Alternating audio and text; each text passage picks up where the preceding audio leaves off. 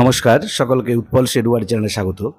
আজকের ভিডিওতে আমরা ক্লাস 5 এর লেসন 8 বিল্ডিংস টু রিমেম্বার এই গল্পের প্রথম পার্টটার প্রতিটি লাইনের বাংলা অনুবাদ করব এবং প্রথম পার্টের শেষে যে অ্যাক্টিভিটিগুলো আছে তার উত্তর নিয়ে ডিটেলসে আলোচনা করব। তাই তোমরা ভিডিওটা স্কিপ না করে অবশ্যই প্রথম থেকে শেষ পর্যন্ত দেখবে। আর যারা চ্যানেলটা প্রথম দেখছো বা এখনও সাবস্ক্রাইব করোনি তারা অবশ্যই চ্যানেলটা সাবস্ক্রাইব করে পাশে থাকা বেল বাটনটা প্রেস করবে, যাতে পরের ভিডিওগুলো আপলোড করার সাথে সাথে তোমাদের কাছে নোটিফিকেশান পৌঁছে যায়।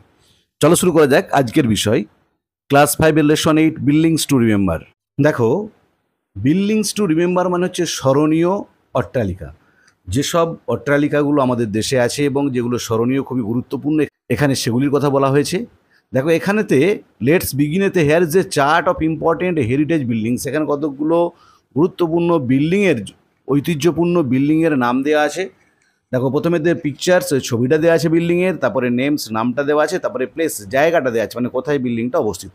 প্রথমে দিয়ে আছে দেখো একটা ছবি, এটা হচ্ছে কুতুব মিনার, দিল্লিতে অবস্থিত। তারপরটা দেখো গোল্ডেন টেম্পল, স্বর্ণ মন্দির, অমৃতসর, পাঞ্জাবে অবস্থিত, পাঞ্জাবের অমৃতসরে। তারপর এটা হচ্ছে চারমিনার, যেটা গেট, চারমিনার, এটা হায়দ্রাবাদ, অন্ধ্রপ্রদেশে অবস্থিত। পরের পাতায় দেখো কোনার্ক সান টেম্পল, কোনার্ক উড়িষ্যায় অবস্থিত, যে কোনারকের সূর্য মন্দির, যেটা উড়িষ্যার কোনারকে অবস্থিত। হাজারদুয়ারি প্যালেস, হাজারদুয়ারি প্রাসাদ, মুর্শিদাবাদ, ওয়েস্ট বেঙ্গল অবস্থিত, আমাদের পশ্চিমবঙ্গের। তারপরে দেখো শহীদ মিনার, কলকাতা, ওয়েস্ট বেঙ্গলে অবস্থিত, পশ্চিমবঙ্গের কলকাতায়। তারপরে আছে ভিক্টোরিয়া মেমোরিয়াল, এটাও ওয়েস্ট বেঙ্গলের কলকাতায় অবস্থিত। এরপর দেখো নিচে কয়েকটা প্রশ্ন দেওয়া আছে, সেই প্রশ্নগুলোর উত্তরগুলো একটু দেখে নাও। দেখো প্রথম প্রশ্নটা হচ্ছে হোয়ার is the Charminar located? Charminar কোথায় অবস্থিত? দেখো উত্তরটা হবে the Charminar is located in Hyderabad, Andhra Pradesh. পরের প্রশ্নটা দেখো হুইচ ফেমাস প্যালেস, কোন বিখ্যাত প্রাসাদ, ইজ লোকেটেড ইন মুর্শিদাবাদ, অবস্থিত মুর্শিদাবাদে। তাহলে উত্তরটা হবে Hazarduari palace is located in Murshidabad. আবার বলছি, Hazarduari palace is located in Murshidabad. 3 নম্বর দেখো where is the golden temple located, স্বর্ণ মন্দির কোথায় অবস্থিত? দেখো এটা উত্তর হবে the golden temple is located at Amritsar, Punjab, যে স্বর্ণ মন্দির পাঞ্জাবের অমৃতসরে অবস্থিত। আবার বলছি, উত্তরটা হবে the golden temple is located at Amritsar, দিয়ে পাঞ্জাব। পরে দেখো হুইচ ফেমাস মনুমেন্ট, কোন বিখ্যাত স্মৃতিসৌধ, ইজ সিচুয়েটেড ইন দিল্লি, দিল্লিতে অবস্থিত। দেখো উত্তর হবে Qutub Minar is situated in Delhi, যে কুতুব মিনার দিল্লিতে অবস্থিত। আবার বলছি উত্তরটা লিখবে Qutub Minar is situated in Delhi. তারপরে দেখো where is the Victoria Memorial situated, Victoria Memorial কোথায় অবস্থিত? দেখো এটার উত্তর হবে the Victoria Memorial is situated in Kolkata, দিয়ে ওয়েস্ট বেঙ্গল, যে ভিক্টোরিয়া মেমোরিয়াল পশ্চিমবঙ্গের কলকাতায় অবস্থিত। আবার বলছি, the Victoria Memorial is situated in Kolkata, West Bengal. পরেরটা দেখো where is the Konark sun temple situated, কোনার্কের সূর্য মন্দির কোথায় অবস্থিত?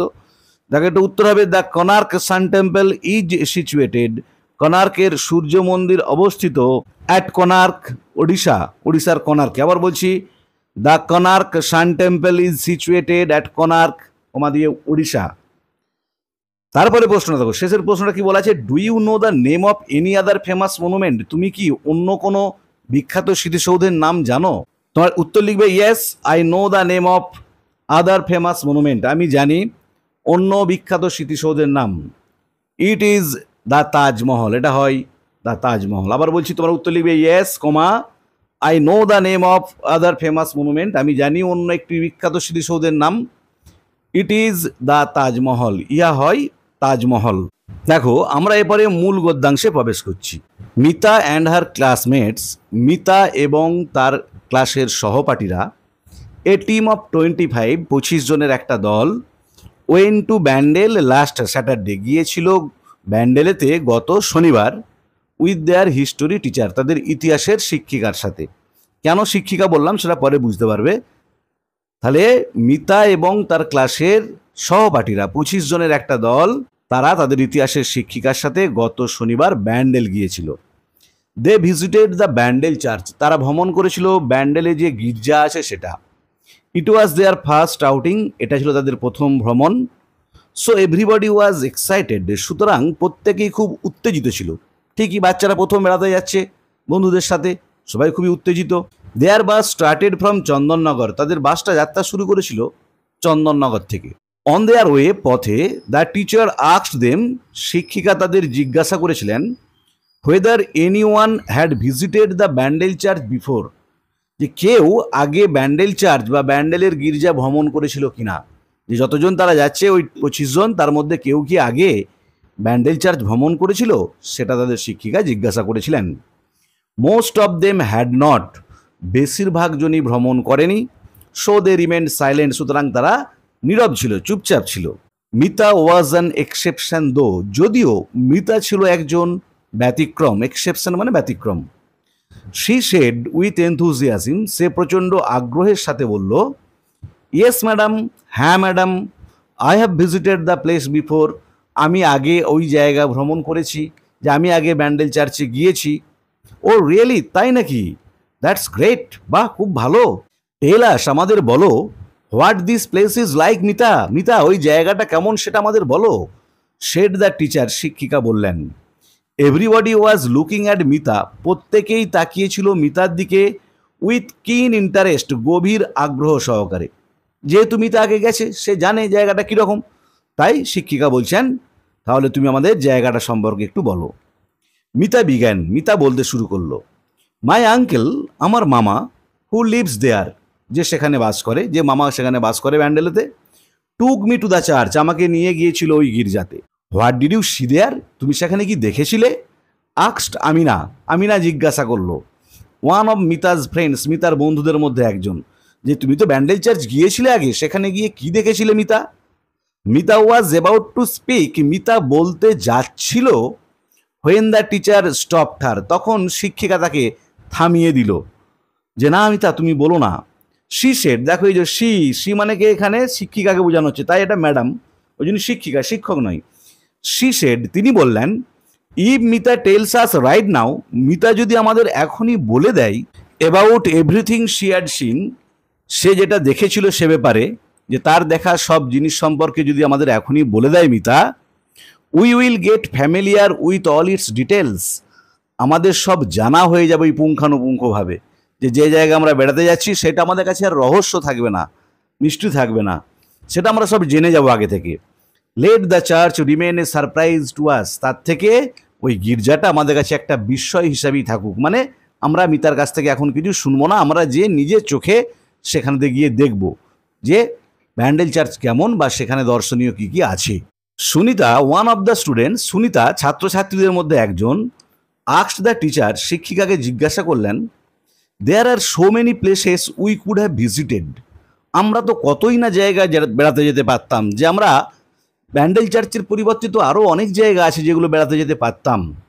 Why have we chosen Bandel church then madam, madam তাহলে আমরা ব্যান্ডেল চার্চটাকেই কেন বেছে নিলাম? ভালো প্রশ্ন, যে আরও তো অনেক জায়গা আছে, যে এই জায়গাগুলো আমরা মনে করলেই ঘুরতে যেতে পারতাম, বেড়াতে যেতে পারতাম, আজকে যেখানে আমরা তার পরিবর্তে ব্যান্ডেল চার্চ যাচ্ছি কেন? দ্য টিচার স্মাইল্ড, শিক্ষিকা মৃদু হাসলেন। A very good question Sunita, খুব ভালো প্রশ্ন সুনিতা, যে শিক্ষিকা হেসে বলছেন, খুব ভালো প্রশ্ন সুনিতা।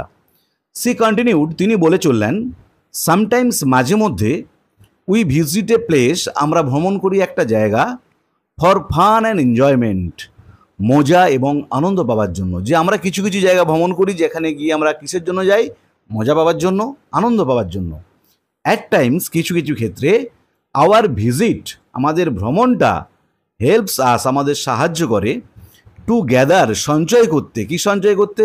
ভ্যালুয়েবল ইনফরমেশন, মূল্যবান তথ্য, about the history and culture of a place, একটা জায়গার ইতিহাস এবং সংস্কৃতি সম্পর্কে। যে তাহলে আমরা কিছু কিছু জায়গা কিসের জন্য যাই? আনন্দের জন্য, মজার জন্য। আর কিছু কিছু ভ্রমণ আমরা কি জন্য করি?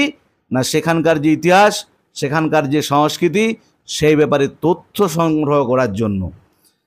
সুনিতা ওয়াজ কিউরিয়াস, সুনিতা খুবই কৌতূহলী হলো। Is Bandel church a historical place madam, আচ্ছা ম্যাডাম, ব্যান্ডেল চার্চ কি একটা ঐতিহাসিক স্থান, মানে ইতিহাস প্রসিদ্ধ আর কি, বিখ্যাত স্থান? ইয়েস মাই চাইল্ড, হ্যাঁ বাছা। It is one of the oldest churches in West Bengal, এটা পশ্চিমবঙ্গের প্রাচীনতম গির্জাগুলোর মধ্যে একটা, যে পশ্চিমবঙ্গে যতগুলো চার্চ আছে, গির্জা আছে পুরাতন, তার মধ্যে ব্যান্ডেল চার্চ হলো একটা। শেড দ্য টিচার, শিক্ষিকা বললেন। মিতা শেড, মিতা বলল, madam my uncle told me that আমার মামা আমাকে বলেছিলেন যে ইট ক্যান বি সিন, এটাকে দেখা যেতে পারে as a Memorial of the Portuguese settlement in Bengal, বাংলায় পর্তুগিজ বসস্থানের একটা স্মারক হিসাবে। মেমোরিয়াল মানে স্মৃতি, স্মারক কিসের? Of the Portuguese settlement in Bengal, বাংলাতে পর্তুগিজদের বাসস্থানের একটা স্মৃতি স্মারক হিসাবে এটাকে দেখা যেতে পারে। আমিনা লুকড কনফিউজড, আমিনা যেন একটু হতবাক হলো, বিস্মিত হলো। I don't think I quite understand what Mita said, যে মিতা যেটা বললো সেটা আমি ঠিকঠাক বুঝতে পারলাম না। The teacher patiently explain to the girls, শিক্ষিকা ধৈর্য সহকারে মেয়েগুলিকে বললেন, ওকে ঠিক আছে, let me make it clear, আমাকে এটা পরিষ্কার করতে দাও, যে আমি তোমাদের বলে দিচ্ছি পর্তুগিজ বাসস্থানের স্মারক বলতে কি। অ্যারাউন্ড 1571, 1571 খ্রিস্টাব্দ নাগাদ, the Portuguese began to use Bandel as a port, পর্তুগিজরা ব্যান্ডেলকে একটা বন্দর হিসাবে ব্যবহার করতে শুরু করেছিল। যে 1571 খ্রিস্টাব্দ নাগাদ পর্তুগিজরা ব্যান্ডেলকে একটা বন্দর হিসাবে ব্যবহার করতে শুরু করে। The Mughal empire Akbar gave them permission, Mughal সম্রাট আকবর তাদেরকে অনুমতি দিয়েছিলেন to build a town in Hooghly, হুগলিতে একটা শহর তৈরি করতে। তাহলে দেখো ব্যান্ডেল শহরটা কিন্তু খুবই প্রাচীন। ইন 1579, 1579 খ্রিস্টাব্দে, the Portuguese build a port, পর্তুগিজরা একটা বন্দর তৈরি করেছিল, নির্মাণ করেছিল on the banks of the Hooghly, Hooghly নদীর তীরে। They called over Augustinian monks, তারা ডেকে পাঠিয়েছিল অগাস্টানিয়ান মংস মানে কি? অগাস্টানিয়ান মানে হচ্ছে ফলোয়ার অফ অগাস্টাইন। অগাস্টাইন ছিলেন একজন বিখ্যাত ধর্মপ্রচারক, তার যারা অনুগামী তাদেরকে বলা হয় অগাস্টানিয়ান। তাহলে অগাস্টানিয়ান সন্ন্যাসীদের ডেকে পাঠিয়েছিলেন ফ্রম গোয়া, গোয়া থেকে, টু বিল্ড এ চার্চ, একটা গির্জা তৈরি করতে, অ্যাট ব্যান্ডেল, ব্যান্ডেলেতে, ইন 1599, 1599 খ্রিস্টাব্দে। তাহলে দেখো সেই সময় তৈরি হয়েছিল এই ব্যান্ডেল চার্চ, আজ থেকে 400 বছরেরও বেশি আগে। দেখো এবার এখানে ওয়ার্ড্রোবে কয়েকটা ওয়ার্ডের মিনিং দেওয়া ছিল, দেখে নাও। আউটিং মানে ভ্রমণ, এই শর্ট ট্রিপ। এক্সেপশন মানে ব্যতিক্রম, something that falls outside the general rule. Keen মানে আগ্রহী, ইগার বা সার্ভ। মেমোরিয়াল মানে স্মৃতি বা স্মারক, something that is erected in memory of a person or an event. Settlement মানে বসবাস, people coming down to live at a certain place. Port মানে বন্দর, harbour. A town or city where a ship stops on a journey. Augustinian মানে অগাস্টাইনের যারা অনুগামী, দেখো a follower of Saint Augustine. আর মংস মানে সন্ন্যাসী, রিলিজিয়াস মেন বা হারমিটস।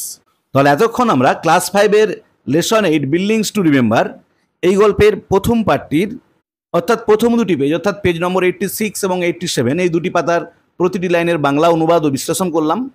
এরপর প্রথম পার্টের শেষে যে অ্যাক্টিভিটিগুলো আছে তার উত্তর নিয়ে ডিটেলসে আলোচনা করব। দেখো অ্যাক্টিভিটি 1, অ্যাক্টিভিটি 1-এ কি বলা আছে? Complete the table with information from the text. নিচে যে চারটা তালিকাটা দেওয়া আছে সেটাকে পূর্ণ করতে বলেছে পাঠ্যাংশ থেকে তথ্য নিয়ে।